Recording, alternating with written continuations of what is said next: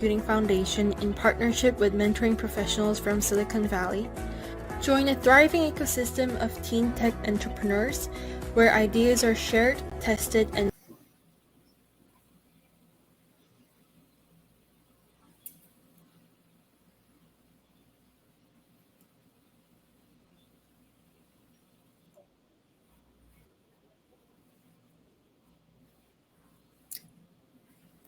Hello, and thank you for joining the Future Impact Challenge keynote session. I am your host for the evening. My name is Tanyette Colon. I just realized about an hour ago that the Oscars is this evening, so I'm so grateful that despite that, some of you have joined us to learn more about humanizing your brand. And today we're definitely going to be going to a journey of heart. Yes, we're going to be talking about marketing, but marketing is almost going to become secondary to the conversation we're having today. So let's get started. And I also, too, I want us to be really interactive in chat. I'll do my best to look there. I'm going to be tossing over some questions to you guys throughout the journey today. And then also we'll have some a Q&A session afterwards. So really, really excited. So today we're going to be talking about the heart of technology, the heart of any business, and how to humanize your brand.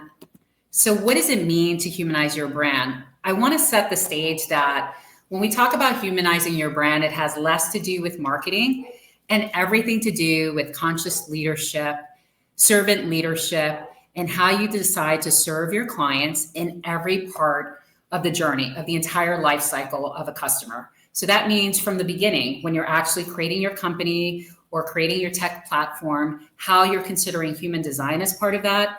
Also, when you're forming your message, have you really dug deep into heart to put yourself in the client or customer's shoes, to how you're going to retain that client and everything in between. It really is all about serving. So the point or takeaway that I hope you guys take tonight is that heart is everything. Putting yourself in the shoes of your customer to serve is the key that unlocks the door to remove the idea of us selling and making it more of a seamless experience for your customer journey.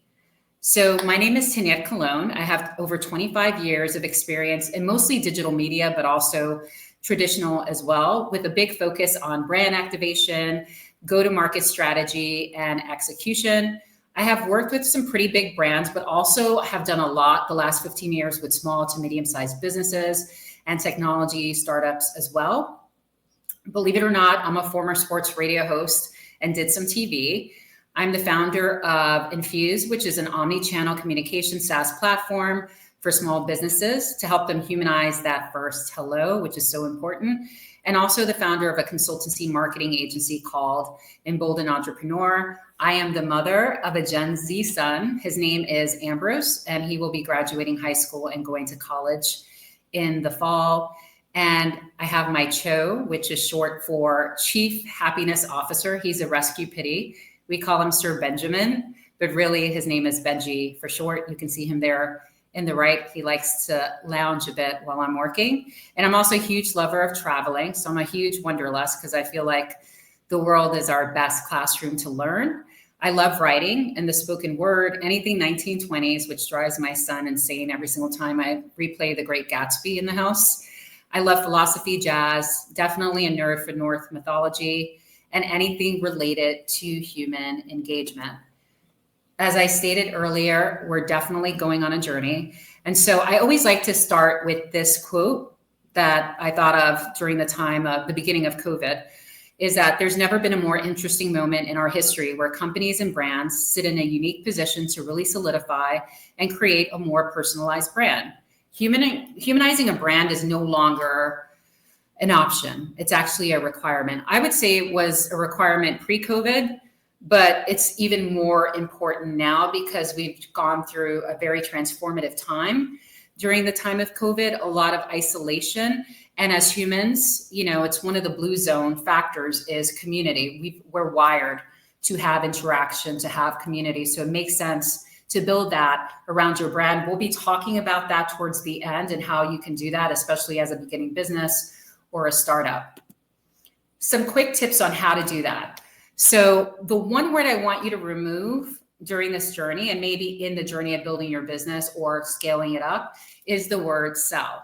You don't really want to sell anything. You want it to feel like a seamless experience for your customers. So you don't sell products, you tell stories, you engage that way. You have to be 100% authentic. If ever there was a time when people wanted the societal masks and business to fly off, it is now. People love the real. So you want to serve up real moving forward. So you want to remove the mask and be authentic. Being authentic, actually, I would say, is the key to the lockbox of the heart. Using video is very powerful. I don't think enough small businesses or startups use video or YouTube because they think that they have to have an overproduced form of content to do that. I know Gen Z is very big on this, so I'm not really talking to Gen Z because I think you guys are brilliant in short form content. I'm doing it more as a general statement. You also want to put in humor at times, right? Which is why a lot of these videos tend to go viral that are funny. Humor is very human. And you want to showcase your team, bring them into your company's family over time. Customers and consumers love to join your journey and cheer you on. So bring them in the early stages with that. And something that my company is huge on solving is removing lag time and responding to anybody, whether they're an existing customer or someone that's coming in as a lead from your marketing. You want to make sure that you don't leave anything sitting for more than 5 minutes, especially at the beginning stages of customer acquisition.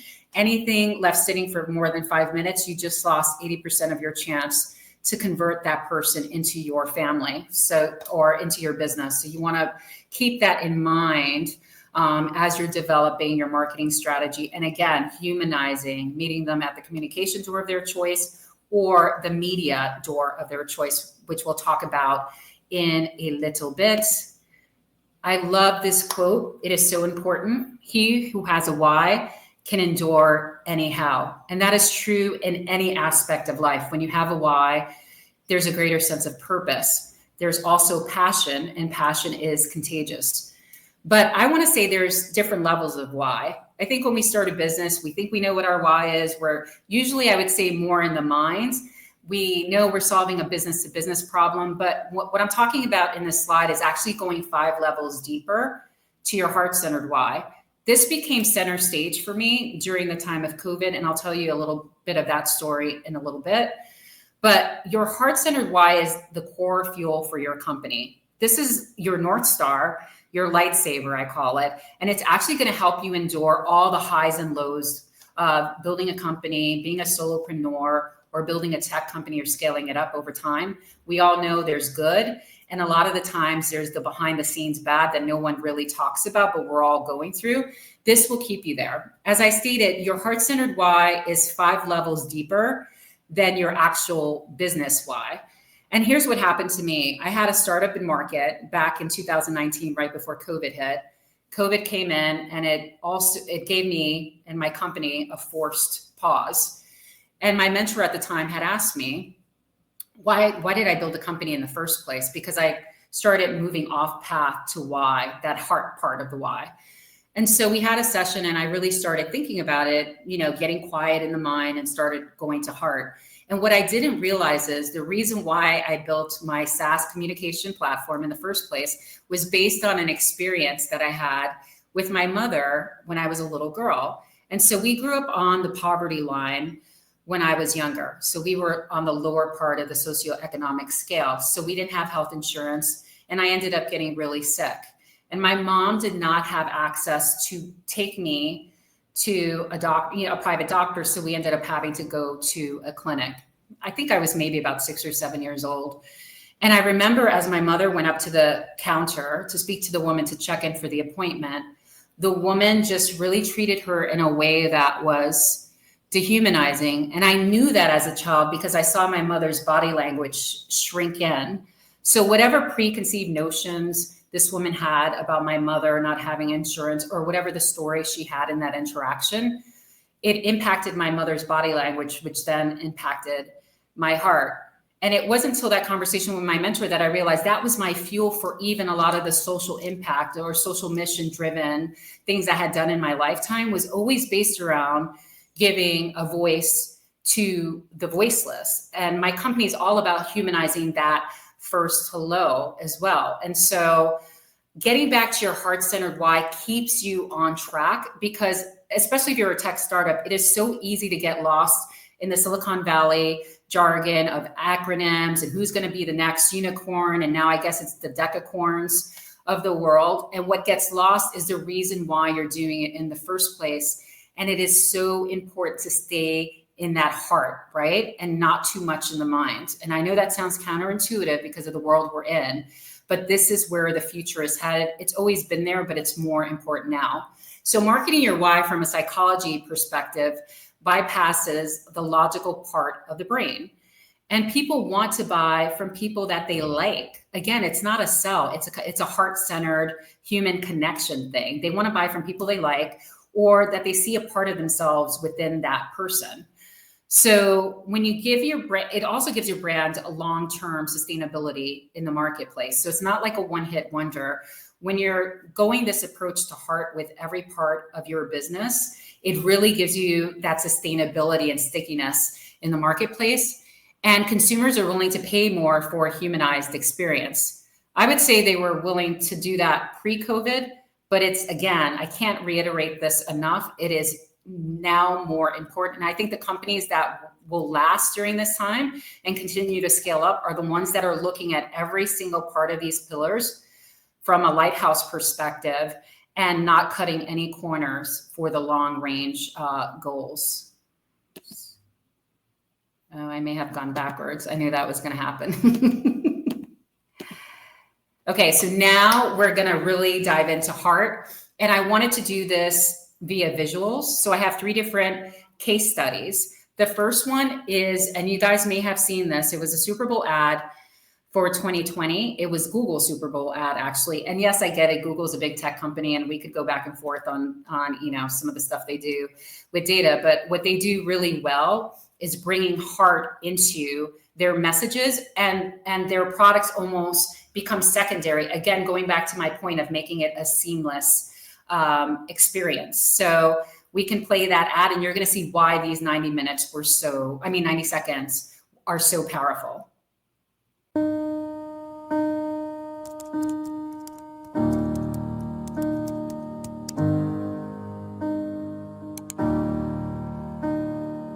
Hey Google, show me photos of me and Loretta.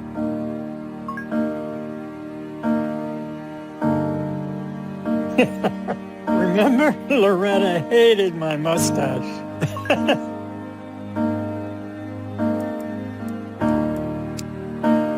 Remember, Loretta loved going to Alaska and scallops.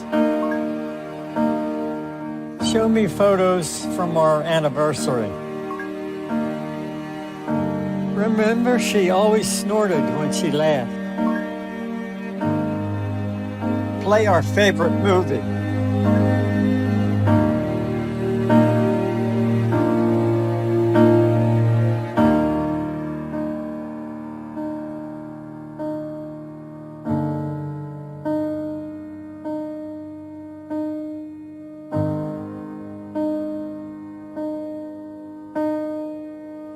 Remember, I'm the luckiest man in the world. Come on, boy.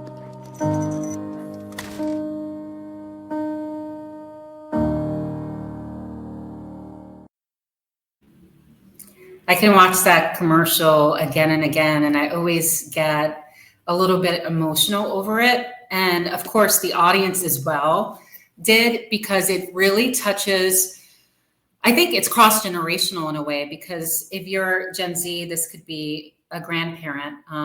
For millennials and Gen Xers, it could be their parents. And for baby boomers, it's their loved one, it's their wife or their brother or their sister. Before I go to the next slide, I wanted to ask you guys to jump in the chat and get feedback from you first on why you think this commercial is so powerful and what kind of feelings or emotions did it invoke in you guys. Yeah, Hans says this, wow, this is such a touching video. It is. And it doesn't matter. I've seen it on YouTube where people have basically all different generations are talking about it. And it doesn't matter what generation they're in. They're all crying by the end of this video. So I'll take you to the next slide that breaks down. Oh, Spare One says, for me, it shows how precious and fragile life is. Yes, and that's one of my points. So we'll break down why this commercial is so powerful. It's real and authentic to its core. Remember, authenticity, like I mentioned earlier, is the key to the heart box. Google puts themselves in the shoes of this grandfather's love for his wife. And if you notice, it's very subtle. They never show the grandfather where he is now. You just hear his voice and see pictures of him and his wife when they are younger. It has an incredible story arc. Most good books and movies have this. It's also like Jason Campbell's book, The Hero's Journey. We want to cheer someone on throughout that journey. And this definitely takes us on a journey. The music is powerful, but it doesn't overpower the message. Like Spare One mentioned, what this really brings home is life is a series of precious micro moments. A lot of the times we take them for granted because it's built into the tapestry of mundane daily routines. But as we get older, these are the things that we remember: coffee in the kitchen with a loved one, or these tiny little memories. And so Google's providing a way for people to keep those memories to life. This was an actual grandfather of someone who works at Google. So they did not hire an actor. That's a little side tidbit on this. It's actually someone who works at Google's grandfather who did this. And again, like I keep repeating, it crosses different generational archetypes. We can all feel this. And because the dementia rates are growing globally over time, this is a message that hits home more and more. I'll look at some of this. No, look, oh yeah, they had asked if it's real. It wasn't an actor, it's a real person. Okay, so we're gonna go to my second case study, which I actually worked on this campaign and helped to put together and reverse engineer all the marketing strategies we were gonna use. It's actually Montefiore Hospital, which is in the Bronx in New York City.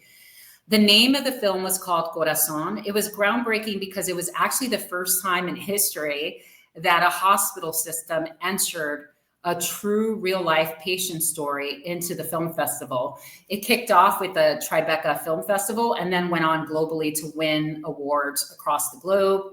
It was based on a story by a woman called Elena, who was going in heart failure in Santo Domingo at the age of 25. Dr. Mario Garcia, who heads up cardiology for Montefiore, and they have an innovative robotic program there, would spend his time in his homeland of Santo Domingo when he could, donating, seeing patients.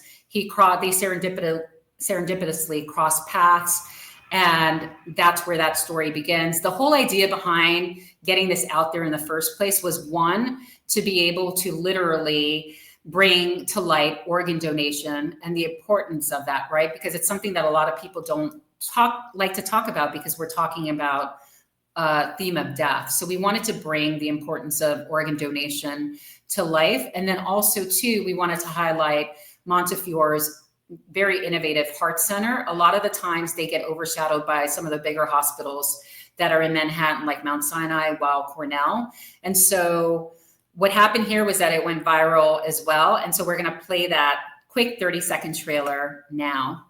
Do you understand the gravity of your illness? Shortness of breath, chest pain. Should I continue? You gonna help me? No, I can't. At least not here. Have you ever been to the United States? I need you to see the paper You because don't- I have you to don't go meet to the New York. requirements. I don't want to die.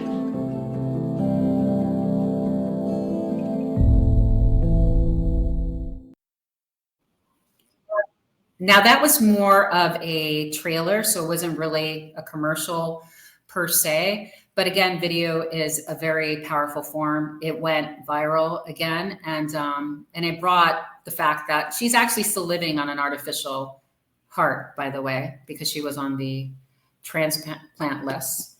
And so The next one I want to bring up, a lot of you are probably familiar with him. It's Charlie Rocket.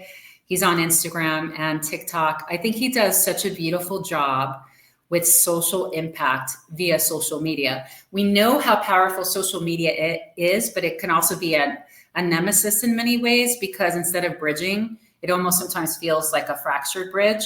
But I love highlighting when people are using the power of social media for social good. And it's something that Gen Z is brilliant at. So we'll play his clip now. And I'm sure some of you guys. Right now we're at ground zero where the tornadoes hit. I had no idea this could be a reality. They've lost their dream, and now it's time for us to help them rebuild their dream. We did it with Richard, we did it with Tony, we did it with Lila. But now here in Kentucky, calling on the Army of Love to activate bigger than we've ever activated before. I had a dream to create a social media movement, to use social media instead for influence.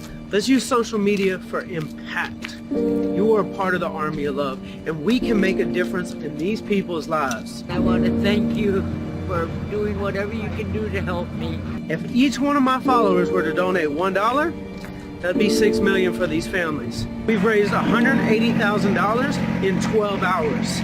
We want to change 500 families' lives here, but I can't do it by myself. So I'm calling on the Army of Love to step up bigger than we've ever stepped up before. It's time. I think what Charlie does an amazing job is breaking down the numbers for people. He's not asking for huge donations. He's talking about community and how even $1 makes a difference. And I've seen in some of the chat interactions before where people are literally donating the dollar or two that they can afford for that month. And no donation is ever too small. He's been able to raise millions of dollars. I think when I think of anyone in modern time right now as a nonprofit that's truly harnessing the power of social and video, it is him. And the only reason why I bring these three different scenarios up is a common denominator is people's stories and connecting to heart. Even though they're different kinds of businesses, it all goes to the same place, which is home. We all want to interact, and we're really built to be of purpose. That's when we feel most alive. So now we're going to flip into the art of the persona. So this is where we get more into the marketing side. So you're now grounded into heart. And now is when we start bringing in the pieces to building a marketing strategy that makes sense. So you guys have probably heard of a persona, and it's really about being able to, I think the quote is in To Kill a Mockingbird, to walk a mile in a man or woman's shoes. You really want to be able to ground into that to start creating a good marketing strategy. But in order to do that, you have to take a step back and look at the landscape that both you as a company and your customers need to navigate. As far as when it comes from the customer perspective, you know, it's a noisy, chaotic world out there. And Google always talks about the customer journey or the consumer journey, which a lot of the times they like to talk about it because 83% of the time that initial action is happening on Google, although social media trends are shifting that. But it still is Google. Google's still going to be the directional heartbeat of where to find customers that are being active for looking for your service. And in some cases, don't know if the service exists. And they're doing what we call longer tail keyword searches. So that's when they're almost asking a 5 to 6 word question on there to see what results come up. When they're more dialed in, it might be just 3 words to get really what they're looking for. But they're taking a lot of steps before they're making a decision to buy. And that's why it's so important for you guys to make sure that you're really being heart-centered and connecting the correct way in all these different steps. So they might be reading blogs or doing research on social media. They may SMS or messenger a friend to see if they have any reviews or if they've heard about you before. They'll visit review sites. That's really important to keep in mind. And then also too, you know, making sure that once you've been able to connect with them and they feel inspired to actually call or email or messenger you, again, going back to the removal of lag time, that you're answering them right away as soon as they're coming through one of your communication channels.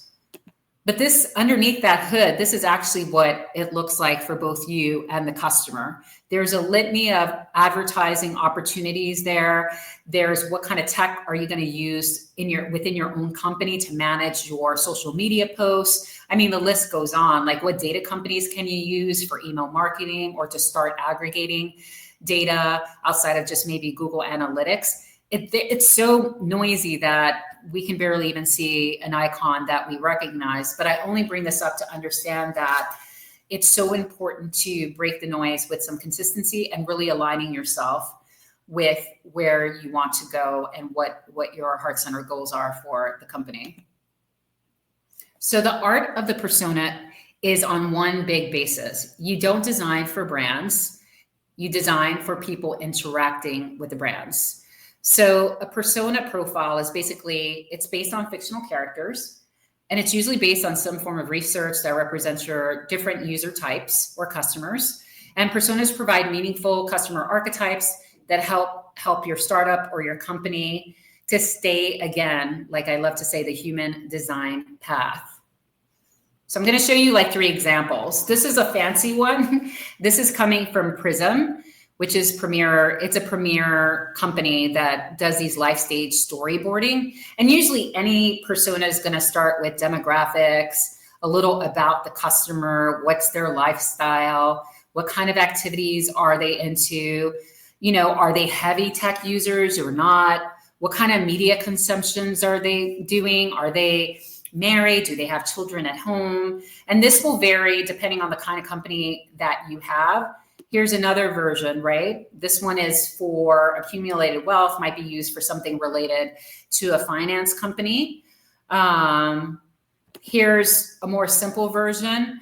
And you really want to dig deep with this, because the more you get to know your customer, again, the easier it will become to reverse engineer what kind of marketing you should be doing. I think far too often we look at what our competitors are doing and we want to copy whatever tactics, et cetera, and go after whatever the new shiny green object might be to do some form of media buy. And the truth of the matter is it should be based on the customer. So why is this important?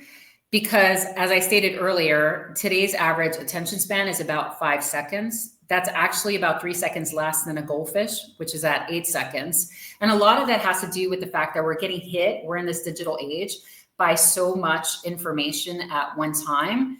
I like to say that the attention recession is here. It's really hard to keep someone's attention. That's why it's so important to really connect in a different way. It allows your message to stay laser focused throughout the entire customer journey and their buying cycle. It helps your startup or company blueprint the best marketing strategies based on an objective. So for instance, a brand campaign might be more broader in reach, right? For maximum reach, while a pay-per-click campaign, which was that Google, search campaign I was talking about earlier, could be targeted by location, hobbies and interests on the personas, along with job title, could be used for a Facebook display campaign. So you can just reach them. So it just allows you to start parsing out from going broad in the buying funnel to then going closer targeted with some of your digital marketing buys. And then the most important thing is that you get to meet the consumer at the marketing medium of their choice. So the more you get to know a client, the better it is. For example, if you realize they're more audio driven, then maybe doing a podcast buy makes more sense than doing something else. So it's really just personalizing, again, that experience by creating the foundation of having a persona, and many times companies have more than one persona. They might have they might have their primary 2 and then some second and third tiers as well. So now we have our persona ready.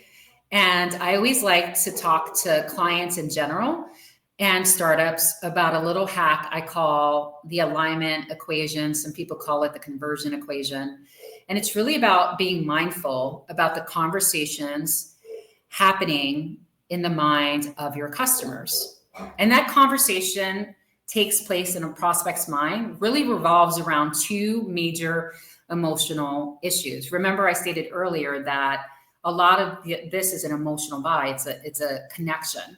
So the two things that are normally going through a customer's mind is that they have the problem they have that they don't really want, and the solution they want and can't find, or in some cases don't even know it exists. And that's usually the catalyst for them to start doing this like research journey and going through all these different channels to try to find what they're looking for. And so here's a good way to break down this equation. I know it's very simple, but the whole idea is for us to get away from all these fancy jargons and these words that make us feel good as founders or marketing directors, that we sound really smart and it's, you know, we get really cute about it. And what we really need to do again is forget about what we want, because sometimes we're too close to something. And again, it's a reminder to get back into the shoes of the customers that we are serving. So I use this as a barometer for clients whenever they're going to put out content into the world. This just also helps any business to create their own, what we call market dominating position in the marketplace that isn't trying to mimic what their competitors are doing. So it breaks down in 4 different areas. The first part of the equation is interrupt. And it's basically a headline that states a problem your prospect has and doesn't want, like we said in the other slide. The second thing you want to do is engage your consumer with a sub-headline stating the promise of the solution they want but don't have. Number 3 is you want to educate them. The information you provide is either verbally, via video, or in writing that presents evidence to your prospects that you and your product or service are different than your competitors. This is also a perfect place to start bringing in elements of community brand building statements as well. Again, it's all about a trust equation with your customers. And then number 4 is an offer, which is an offer that must be so compelling and so irresistible to your prospect that they can't turn it down. Now with number 4, there's a caveat. You never want to just do this on pricing, because any business that's positioning them as the best price will not have long-term sustainability in the marketplace. An offer can be creating more opportunities for human interaction during that journey, because a lot of companies have pulled back on that for whatever reason. And you know, you can buy or have a question and not be able to reach anybody. It could be as simple as adding some extra concierge level to your product. And sure, you can give a little bit of a nice price, but you never want to build your company on being using words like cheapest or anything like that, because it's just not sustainable. Your competitors can meet you there, and then you start to commoditize and you devalue your products. So when I talk about an offer, it's really thinking about it from a package perspective, from your customer's perspective to serve. Always go back to how can I serve throughout the entire life cycle. So we've talked about persona and the alignment/conversion equation. And it's hard for us to deny that we're in a multi-device and multimedia world.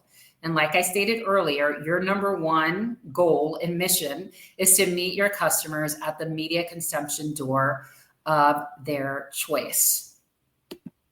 And so I did some research, and there was a big marketing study that came out from a bunch of international firms. It was mostly based on social media. Hootsuite was one of the company, but there was like 15 or 20 global marketing companies and tech companies that were part of the study. And the 3 major trends that came out of this study for 2022 was 1, to stretch the social experience. So social, as I stated earlier, is becoming more and more part and ingrained in the buying journey for research, even for customers, especially if you have a product of some sort that you're selling, either at a Main Street store level or via e-commerce. So when putting together a strategy, you have to make sure that even within just social media, that you're following that consumer's buying journey effectively, so you can maximize reaching them at the different points. That might be that they're in different places on social media. That might be in the messaging from research to when they're closer to buying. But those are the things you have to consider moving forward. Sharing is caring. Like I said, humanizing your brand is no longer a choice. It's a necessity. And the study shows it as well. You really, really, really want to be able to nurture your clients throughout the entire buying cycle. And then, of course, to the main part of our audience who we're speaking to tonight, get acquainted with Gen Z. Yes, it's true. Most tech companies are after Gen Z to market them, but also Gen Z is the first generation that was literally born with a device in their hand, so to speak. It's the first digital generation for which they were on stage because social media was there and parents posting them on social media. It's just been there for their entire generation, unlike other ones. And so there's a lot that we can learn from Gen Z and having these cross-generational conversations on how we can make tech better, but also make tech so that there's social impact and we're actually serving and creating bridges instead of polarizing further. And so the next few slides are going to be just a little bit of what came out of that study. And this is more of the marketing part of tonight's discussion and why, again, it's important. And so what came out of the study was just how people are consuming media. This is only important because you want to be able to, once you have your personas, to look at this data and say, okay, let's dial in a little bit further on how to do this. And so this slide just talks about internet users between the ages of 16 to 24. And, you know, what percentage of that age demographic is actually seeing any video of any kind. It's no surprise, it's 85.6%, especially, I think that went up even further during the time of COVID. And then what I thought was kind of cool about this slide and the study was breaking down what kind of video are they consuming. 43.2% of that was video. The other percentage was like these viral funny videos that usually you'll see on TikTok or Instagram or Facebook. 33% were how-to videos. And we know that YouTube is like the second largest search engine outside of Google, which is why Google ended up buying YouTube a few years back. So you see a lot of how-to videos on there. And this is just a really good way to see what are people doing when they are accessing video, where are people spending their time, even in the video content realm. The second one I thought was cool was streaming TV, because we have so many streaming TV devices, and we also have Roku, Amazon. Of course, there's Netflix. And I call this the modern day version of buying TV, because cable TV is almost going to become obsolete in the not too distant future. So no surprise to see that 91.6% of that age demographic is watching streaming TV, and they're spending about an hour and 55 minutes per day on that. The next one was listening to audio content online. You know, what are people doing? And, you know, no surprise there, a big portion of them are going to the Spotifys of the world to listen to music. You know, there's also online radio shows that people are listening to. 23.5% of the audio-driven audiences are listening to podcasts, and then audiobooks were about 12.6%. Again, information only important so that you can really match and map back to your client. And then favorite social media platforms for Feb 2022 is still Facebook. We have Instagram, TikTok, which is an amazing platform to humanize and to get short form content out there and educate. They did a big education push during the time of COVID. iMessage and Facebook Messenger. So these messengers also become a good spot to get your brand out, only again, if it makes sense to do. And then sources of brand discovery, still TV. TV has always been sort of a big staple for getting the brand out. What I thought was interesting from this study was word of mouth, which we're going to be talking about next, and the list goes on from there. So I love this quote by Jeff Bezos, which says, if you do build a great experience, customers tell each other about that. Word of mouth is still very powerful, which we can see in that study. It's still number 2. What I like to say is that old school is new school. So word of mouth is still the most effective form of communication. And when building your brand and humanizing your brand, I think building community around your brand is super critical. And the reality is that, let's face facts, most startups, most solopreneur companies, most small businesses, when they first start off, are bootstrapped anyway. So creating any form of marketing strategy is a luxury. So here's a good way to start building long-term sustainability. That's more what I would call innovative, but it's also more like on what we call the guerrilla marketing end, because you don't have to have a huge marketing budget to do any of this to start building longevity for your company. And anything I'm talking about here, I'm a big proponent on doing both online and offline efforts, because again, going back to that human connection. Also, one of the biggest lessons I learned during the time of COVID was you never want to build your empire on a rented house or rented land. So what I mean by that analogy is that you don't want to put all your eggs in any one basket. So you don't want all your marketing and even some of your organic content to only be in the hands of Facebook or Instagram or YouTube, because if Facebook changes something in their rules and they decide to shut off your account, you just lost a big portion of how you're getting your brand out there. So it's really important to do a variation of diversification in your portfolio on how you market, and also think of offline ways of doing that. That's why I love building community around everything. So what does building community offer? It basically is about making online and offline connections. Like I said earlier, remove the word sell or selling from your vocabulary. This is about human connection. Create events and opportunities that naturally start to nurture a relationship between you and the consumer, brand ambassadors, affiliates, and joint venture partnerships. It allows for servant leadership. So remove lag time from responding via email, social comments, treat every person as an individual. It fortifies the foundation of building community and humanizes your brand, which we talked about earlier. You can create an online community. The cool thing about that is you can create a private space where people can connect. You can do that on Facebook groups for free. You can do it on Slack, which a lot of businesses have done. And over time, as it starts to grow, if you want to build a subscription around that, you can always use really innovative networks like Mighty Networks and Disciple. It pulls it off of Facebook and it gets rid of all the noise from the algorithm for people or your potential customers to be able to see your content, and it brings it into your own cozy space. I'm really big on creating email lists. And this is really one way to do that is to start creating an education series of masterminds, like what we're doing today, or webinars and boot camps for your potential customers.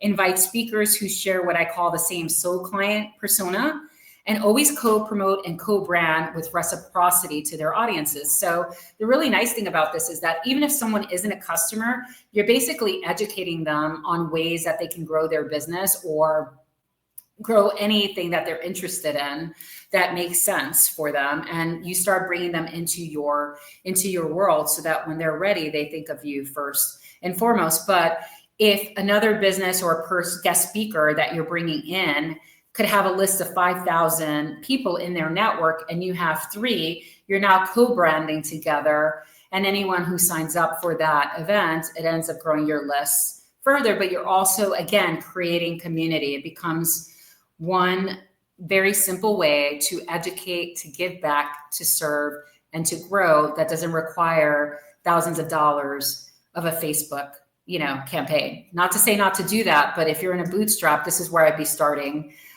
first. Create an ambassador program is another thing you can do as part of building community. And it's a great way to reward and incentivize early adopters. Ambassadors amplify your business in local markets, serve as strong sources of feedback, and build and help to build brand equity. This could be influencers online and influencers offline. It could be your networking and someone really loves what you're doing, adores you as a person, wants to see you succeed. They start referring business and you do it as well. Again, reciprocity is key for all of this. Bring passion. Passion is everything. And of course, you're going to have passion because you're already centered into your heart-centered why. But have your content bring that passion into your community. Being authentic and clear on your why is important, but bring your potential customers into that. Passion is contagious, and it can help energy flowing amongst the community so that it doesn't go stale. So you really want to have consistency when you're doing this. You can't one and out this or once or twice a month because you're not going to be able to keep someone's attention that way. You have to be humble during this process and always embrace opinion. It's important to define your purpose in this world and also allow members of your community to actively give you feedback. And sometimes that feedback is not everything that we want to hear, right? But in giving your potential customers and your community that freedom to be able to, what I call, shoot you straight, it also builds authenticity, right, within the community. And it makes them feel like they're part of it, that they're co-creating your messaging with you. Again, bringing in that authenticity into the whole process. And as a community, they become invested. And this can be used even when you're coming up with strategies. You can always, and you've seen this before on social media, bring it out to your community. And you want to position your customers as thought leaders. It's always great in the early stages or at any point in your journey to feature them on any of your marketing, nurture space where they can write content for you, a video testimonial, etc. Again, the whole idea is to bring them into your world. And it's really building family. I mean, community, again, I can't stress this enough. It's so important. And so that pretty much ends our journey today. I wanted to thank you all for giving me the space and the time to present this to you guys today. And now we will open it up to questions.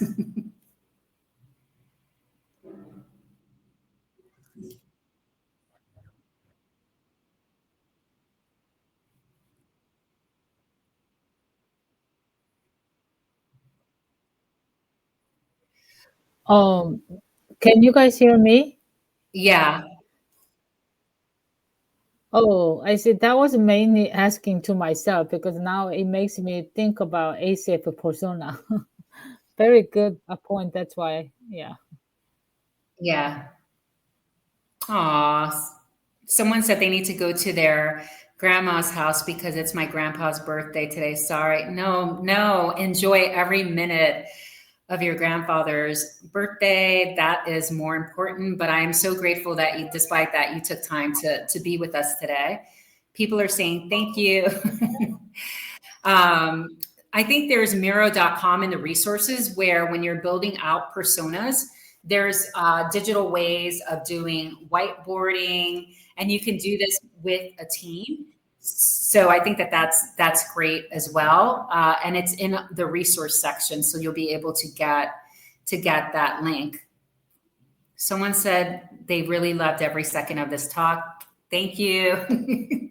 I really put a lot of heart in putting this together because I didn't want it to get too lost on just marketing jargon. And I wanted people to really realize how human this whole experience is while having some technical foundation around it, right? Because we need that to be able to grow. But I think so often we get lost in that world and we don't really ground enough in heart. And that's what the world's asking for now with everything that we're experiencing across the globe is connection and heart. And actually the Heart Math Institute talked about this and has done a lot of research on this, is that we're all interconnected in almost like an energy grid. So this is science, this is truth.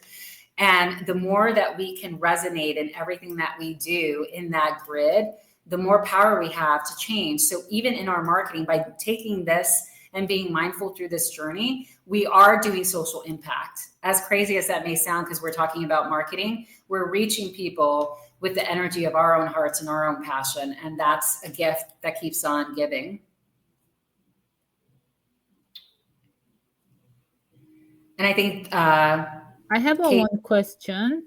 Okay. Yeah. So one of the things I struggle with when we promote ACF values and the persona or ACF events, whatnot. There's a fine line between the being authentic and then being sharing too much. So sometimes I see the media or some company sharing too much their personal story, try to attract the customers. I feel like that's oversharing. So I think there's some risk there, right? So we try not to oversharing because I don't want to sell personal story to attract more customers unless it's authentic, right? How do you, Well, that's the whole idea. And you'll know when it's not authentic because you'll feel it in you'll feel it in your body. People call it intuition or gut feelings. You will know when it's an overshare. right. So that's why I always tell people, I go back to the whole, this is not about selling. This is really about how humans are wired. We're wired for community. We're wired for connection. The reason why storytelling is so powerful is because we can see some part of us in that story, or we know someone who's gone through something like that before. That's why the story arcs, that's why any movie we've ever seen, like Star Wars or any of the great books, it always has a similar hero's journey, because as humans, we can all understand that. So I think you would know it if you were, and you would see it in when something's really touching heart, you'll see it in the numbers anyway, when you're looking at it through the data side of it. So that's more the mind side of it. But I think like anything, you always have to use discernment and you always have to balance that out. So yeah, it is a good question though. And I don't think it's a one size fits all answer. You really need to feel into that as a team, what feels organic, and you'll know it, and what doesn't. I see. So a lot of our teams here, they are trying to build their own community with their project, right? And they're mostly, I think, Gen Z or younger. So how do you recommend this getting started with building their community? That was kind of what I was talking about on the last two slides. It is just basically starting as simple as, obviously having your social media outlets claimed, but really having a place, whether that's usually the easiest place to start it is on Facebook groups or on Slack, and creating a space that's safe for people to interact, where you're giving content. It might be longer form content, or you can schedule a once a week conversation live there to get people interacting with it. And it's beautiful to start at the early stage, because just because you decide to do a community doesn't mean automatically everyone's going to start racing to be part of your community. It really takes time to build, but it's one that if you do that and you start nurturing customers over time, any marketing that you start to do later on that you pay for, or organic content, it all comes together and creates more power around it. Because again, when you're building community, it's not about, oh, look how cool my product is. You're actually serving with the content that you're putting out there that can make a difference in someone's life. So again, it's almost like what you do becomes secondary. This is about serving the customer. Does that make sense? And sometimes our people, when we told them that our teams are starting the social media right away, even before they finish building their prototype, whatever project they're working on, because we are telling our teams that it takes a lot of time and effort to build a community. So no reason not to start right away. You can just share your weekly update, like we talk about this today, and we had some guest came. So anything, it's just let people gather, and they're curious about what you're doing, the progress they are interested in, not the end yet.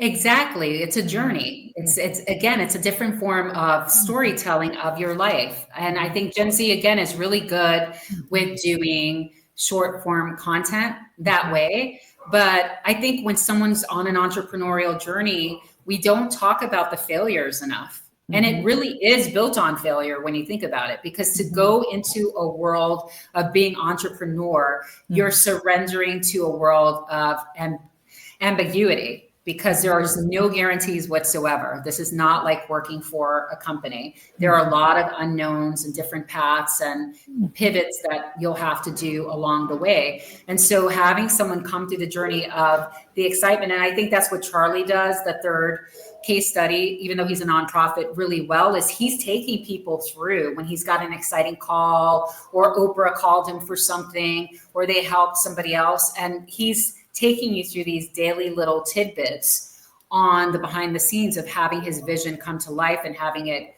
grow from there. And even sometimes he'll share, a couple of his personal struggles. So he does a nice little balance of all of it.